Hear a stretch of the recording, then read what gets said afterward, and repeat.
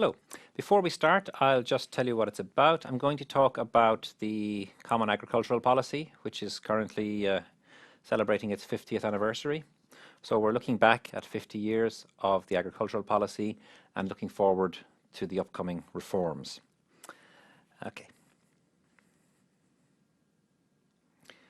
The European Union is going through a very difficult time in terms of public relations. And the problem is many of our citizens and our politicians have forgotten what the European Union project was all about, because we didn't live through World War II.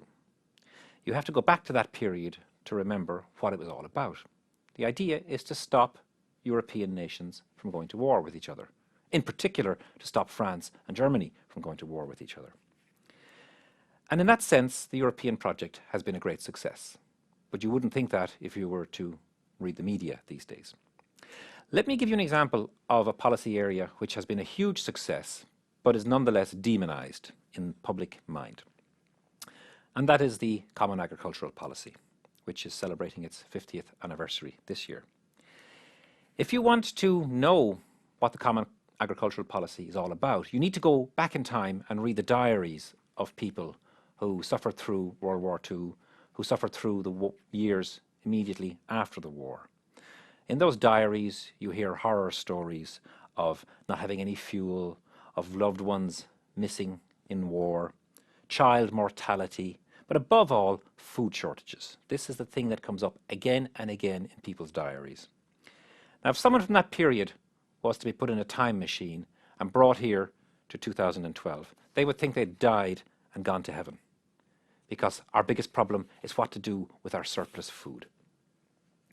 Over the last few decades, the Common Agricultural Policy has been associated, as I said, with surpluses and with waste.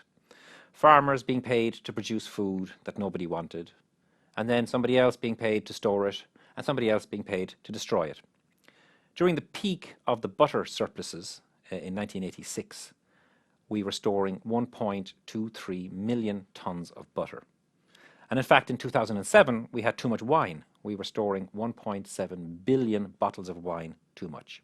So because of this, the CAP became associated with Euro madness. But what would our time traveller think?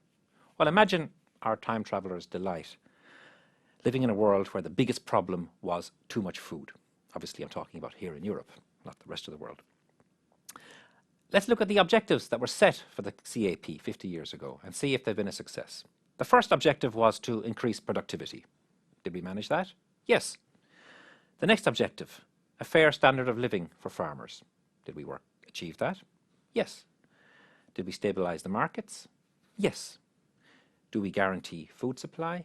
Yes. Do we have reasonable prices? Yes. So for our time traveller, this is an amazing success story. So what's next? We're facing into the reforms for the next phase of the Common Agricultural Policy. We want agriculture that is competitive on a global marketplace. We need agricultural techniques that are sustainable from an environmental perspective. And we want vibrant rural areas, which means keeping people working on the land and keeping villages alive.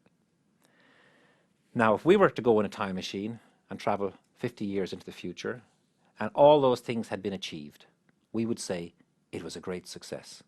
But you can be guaranteed that our grandchildren 50 years from now will still associate the Common Agricultural Policy with Euro madness.